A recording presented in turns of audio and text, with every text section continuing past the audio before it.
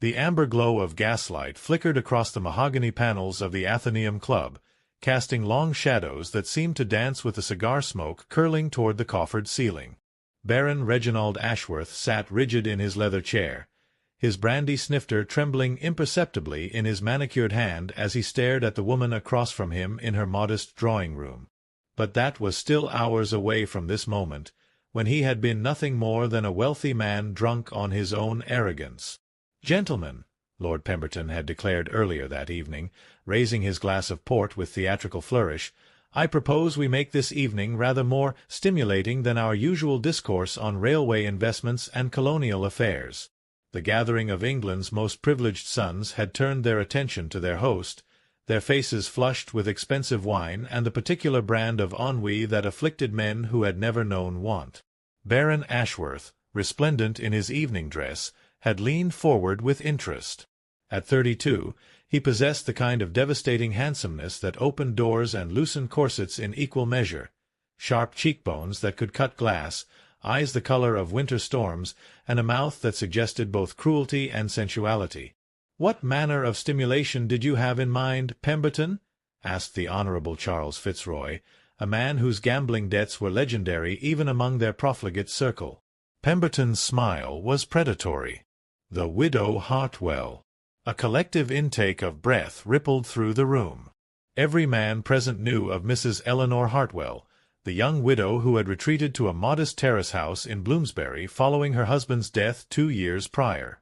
She had been the toast of London society once, before tragedy struck and poverty forced her into genteel obscurity. "What of her?"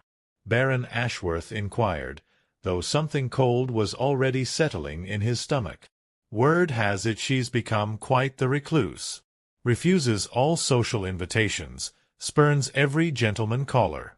Some say grief has driven her to near madness. Others whisper she's become insufferably pious." Pemberton's eyes glittered with malice. "I say she simply needs the right persuasion to return to civilized company." Lord Beckford, a corpulent man with more money than sense, chuckled. "Are you suggesting what I think you're suggesting? A wager, gentlemen. £5,000 to the man who can seduce the inconsolable Mrs. Hartwell within a fortnight." The sum was staggering, enough to purchase a grand estate or fund a small army. Around the room, men shifted in their seats, the firelight reflecting the avarice in their eyes. But it was Baron Ashworth who spoke first, his voice carrying the lazy confidence of a man who had never met a woman he couldn't charm. £5,000, you say? Indeed. Though I hardly think it fair to include you in such a contest, Ashworth. Your reputation with the fairer sex is rather formidable. The Baron's smile was sharp as a blade. Then perhaps we should make it more interesting. £10,000, winner takes all. And to make it sporting, he paused, savoring the moment, I'll wager I can have her in my bed before the week is out. The room erupted in excitement. Bets were placed, terms negotiated, and hands shaken with the solemnity of men conducting affairs of state rather than planning the ruin of a grieving widow. 3 days later, Baron Ashworth stood on the doorstep of No. 47 Grosvenor Terrace, a modest Georgian townhouse that seemed to shrink under his imposing presence. His calling card bore the elaborate crest of his ancient family, and he had taken particular care with his appearance. His dark hair perfectly styled, his morning coat cut to emphasize his broad shoulders, his manner calculated to project just the right mixture of respectability and dangerous allure. The door was answered by a young maid with worry lines far too deep for her years. "Baron Ashworth to see Mrs. Hartwell," he announced, his voice carrying the authority of generations of noble breeding.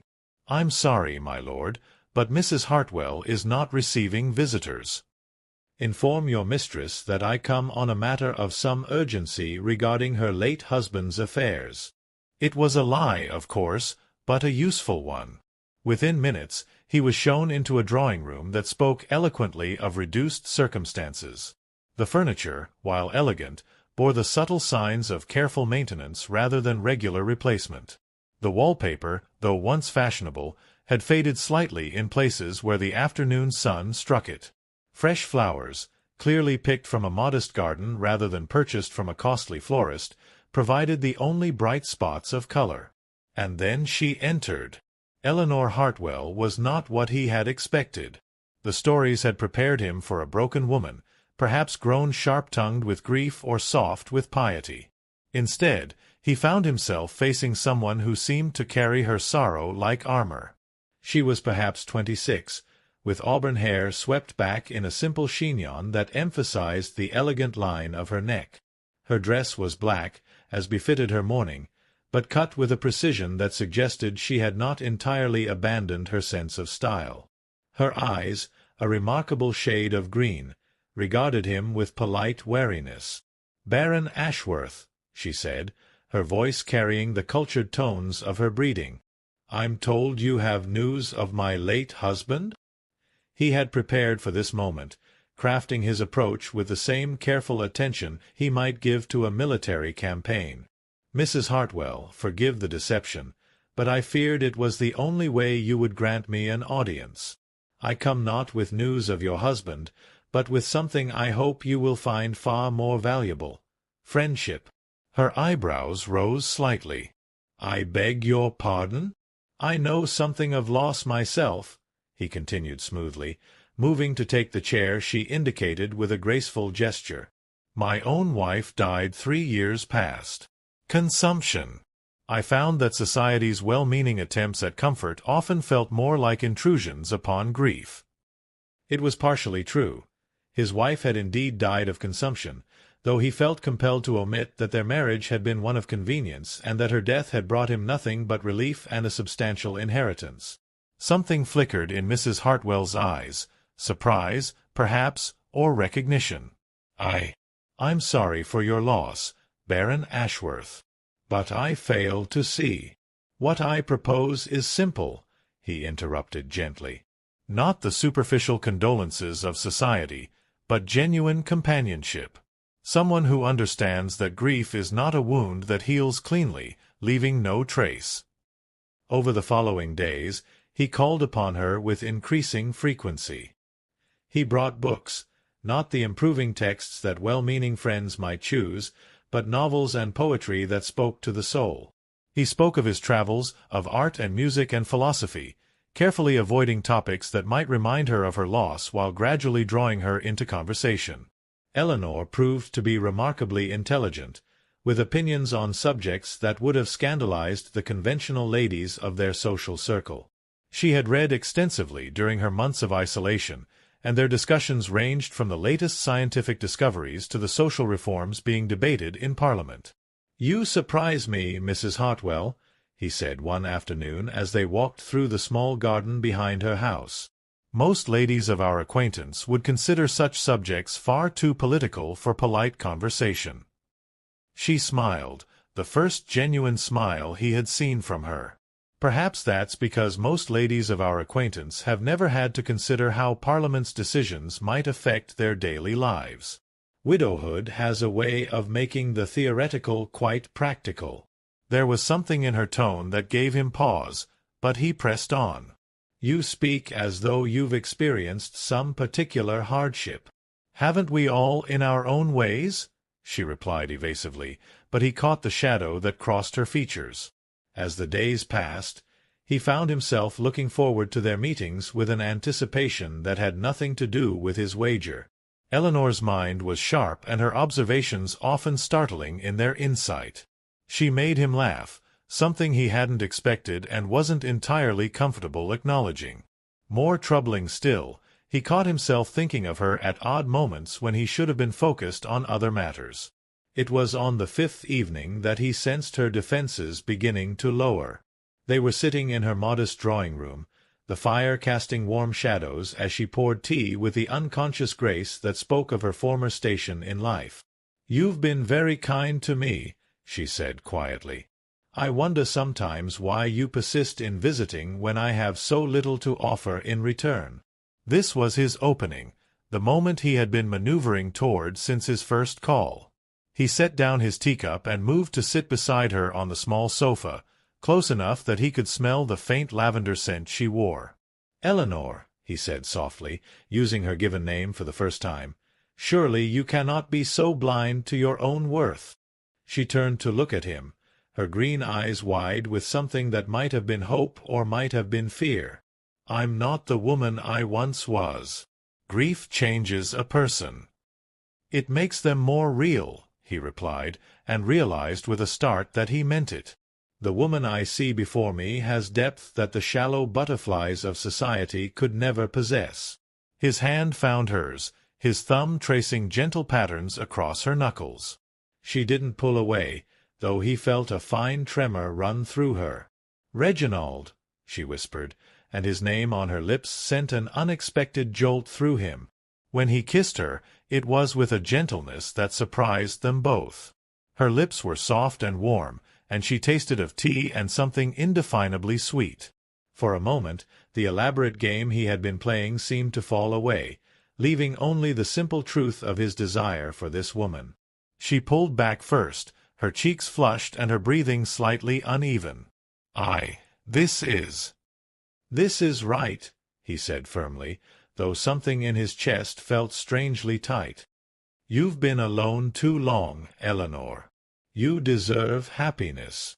2 evenings later, she invited him to stay for dinner, a simple meal served in her small dining room, but intimate in a way that the elaborate entertainments of his usual social circle never were. They talked long into the evening, their conversation ranging from the profound to the trivial with equal ease. It was past midnight when he rose to leave, and she walked with him to the door. In the dim light of the entrance hall, she seemed smaller, more vulnerable. "Reginald," she said, her voice barely above a whisper, "I need you to know what we're beginning here. It means a great deal to me. I thought I would never feel anything again after Edmund died." The name of her late husband hung between them like a challenge. He should have felt triumphant. She was clearly prepared to surrender to the passion he had so carefully cultivated. Instead, he felt something uncomfortably close to shame. "And it means a great deal to me as well," he replied, surprised to find the words were true. When she lifted her face to his, her eyes bright with unshed tears, he kissed her again. This time, there was no hesitation on either side. Her arms went around his neck, and he could feel the rapid beating of her heart against his chest. "Stay," she whispered against his lips, and he was lost. Her bedroom was as modest as the rest of the house, but she had filled it with small touches that spoke of her personality. Books on the bedside table, a watercolor she had painted of the garden, a photograph of a man who could only be her late husband. The sight of that photograph should have reminded him of his purpose, but instead it filled him with an emotion he couldn't quite name. What followed was unlike anything he had experienced in his carefully orchestrated conquests. Eleanor gave herself to him with a trust that was both exhilarating and terrifying. There was nothing calculated in her responses, no coy games or practiced seductions. She was simply heartbreakingly honest in her desire, and it undid him completely. Afterward, as she lay sleeping in his arms, her auburn hair spread across his chest, he stared at the ceiling and tried to reconcile what had just happened with his original intentions. This was supposed to have been a conquest, a means to an end. Instead, it felt uncomfortably like something he had never experienced before, something that might, in other circumstances, be called love. He left before dawn, pressing a gentle kiss to her temple as she slept. The walk back to his Mayfair mansion felt longer than usual, and the opulent rooms that awaited him seemed suddenly hollow and cold. For 3 days, he avoided both her and his friends at the club. He told himself he needed time to plan his next move, how to extract himself from the situation without causing unnecessary damage to either of them. But the truth was simpler and more unsettling. He couldn't bear to face what he had done. When he finally returned to her house on Thursday evening, Eleanor greeted him with a smile that nearly broke his resolve. She was wearing a dress of deep blue, the first color he had seen her in, and it transformed her completely. "I was beginning to worry that I had frightened you away," she said with a laugh that didn't quite hide her uncertainty. "Never," he replied, though the word felt like lead in his mouth. They spent the evening much as they had before, talking, laughing, sharing the kind of comfortable intimacy that couples who had known each other for years might enjoy. But underneath it all, he was acutely aware of the deception that lay at the heart of their relationship. It was as they sat by the fire, her head resting on his shoulder, that she spoke the words that would haunt him for the rest of his life. "I have something to tell you," she said quietly, her fingers tracing idle patterns on his waistcoat. "Oh." He tried to keep his tone light, though something in her manner made him tense. She sat up, turning to face him fully. Her green eyes were serious, almost solemn. "I know why you came here, Reginald." His blood turned to ice. "I'm not sure I understand." "The wager at your club. £10,000 to seduce the grieving widow." Her voice was steady, matter-of-fact, as though she were discussing the weather. For a moment, he couldn't breathe. The room seemed to spin around him, and he felt as though the ground had opened beneath his feet. "Eleanor, Please," she interrupted gently. "Let me finish." He sat in stunned silence, waiting for the fury, the tears, the recriminations that must surely come. Instead, she smiled, a sad, knowing smile that cut him deeper than any rage could have. "I knew from the moment you appeared at my door with your fabricated story about Edmund's affairs. Did you really think word of such a wager wouldn't reach even my reduced social circle? Lady Pemberton may be married to that snake of a husband, but she's not without conscience. She sent word to me the very next morning." "Then why," he began, his voice hoarse, "why did I allow it?" She stood and moved to the window, gazing out at the moonlit garden. "Because I was lonely, Reginald. So desperately, achingly lonely that even the company of a man who saw me as nothing more than a prize seemed preferable to the endless silence of my days." The words hit him like physical blows. He wanted to protest, to tell her that somewhere along the way it had become so much more than that, but the magnitude of his betrayal seemed to have robbed him of speech. "You were kind to me," she continued, still not looking at him. "Kinder than you needed to be, given your purposes. And when we—" She paused, her voice catching slightly. "For a few precious hours, I allowed myself to believe that perhaps someone might care for me as more than an object of pity or conquest." "Eleanor, please." She turned then, and he saw tears glistening in her eyes, though her voice remained steady. "There's more you should know. About my circumstances, about why I was so easily persuaded to ignore my better judgment." She moved to a small writing desk and retrieved a sheaf of papers, which she handed to him with shaking fingers. "My husband's debts. Gambling debts, mostly, though he managed to hide them from me until after his death. Everything had to be sold, the house, the jewels, even most of my clothes. This house belongs to a distant cousin who allows me to live here out of charity." He glanced at the papers, bills, demands for payment, legal notices, and felt his heart sink further. The amounts were staggering. "I've been taking in sewing," she said quietly. "Mending and alterations for ladies who were once my friends but now barely acknowledge me on the street. It barely covers the rent and food, but it's honest work." The final piece of the puzzle clicked into place, and he felt physically ill. She had known about the wager, had allowed herself to be seduced not out of genuine feeling but out of desperation so profound that even a false connection seemed better than none at all. "Why are you telling me this?" he managed to ask. "Because you won," she said simply. "You accomplished what you set out to do. You should collect your winnings with a clear conscience." He stared at her, this woman who had just laid bare both his cruelty and her own desperate circumstances with such dignity that it shamed him to his core. "You think I could actually? Why not? It was always the plan, wasn't it?" She moved to the door and held it open, her message clear. "You needn't worry about any complications from our evening together. I harbor no illusions about your intentions, then or now. But he couldn't move. Couldn't simply walk away and pretend this conversation had never happened. Eleanor, what we shared, it wasn't false. Not for me. Whatever my original intentions, what I feel for you, is irrelevant, she finished for him. You're a baron, Reginald. I'm a penniless widow with nothing to offer but scandal. Even if your feelings were genuine, which we both know they cannot be, there could be no future for us. The awful thing was that she was right. The social conventions that governed their world were as immutable as the laws of physics. A man of his position could not seriously court a woman in her circumstances, no matter what his personal feelings might be. And yet, as he stood there looking at her, really looking at her for perhaps the first time, he realized that everything had changed.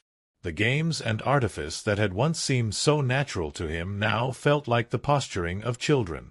This woman, who had endured loss and betrayal and grinding poverty with such grace, had somehow become more precious to him than all the shallow beauties who had once caught his fancy. What if there were another way? He asked quietly. Something flickered in her eyes. Hope, quickly suppressed. What do you mean? He was barely aware of forming the words as he spoke them, driven by an impulse he didn't fully understand. Marry me. The silence that followed was deafening. Eleanor stared at him as though he had taken leave of his senses, which perhaps he had. Marry you? She repeated faintly. Yes. Not as some gesture of charity or guilt, but because he paused, struggling to find words for feelings he had never experienced before. Because I cannot imagine my life without you in it. She sank into a chair, her face pale. You don't mean that. You can't mean that. I have never meant anything more in my life. And as he said it, he realized it was true. Eleanor, I know how this must sound, given the circumstances of our meeting. I know you have every reason to doubt my motives. But I am asking you, no, I am begging you, to give me the chance to prove that what began as a cruel game has become something real. The scandal would destroy you, she whispered. Let it. I have money enough to weather any social storm, and what is society's approval worth if I must purchase it with your happiness? For a long moment she said nothing, simply staring at him with those remarkable green eyes. When she finally spoke, her voice was so soft he had to lean forward to hear her. You would truly give up everything? Your position, your friends, your standing in society. For you? Yes. She was quiet for so long that he began to fear he had lost her entirely. Then, slowly, she rose from her chair and moved toward him. You realize, she said, a ghost of her old humor flickering in her voice, that you would be getting a very poor bargain? A woman with no dowry, no connections, and a talent for nothing more useful than needlework.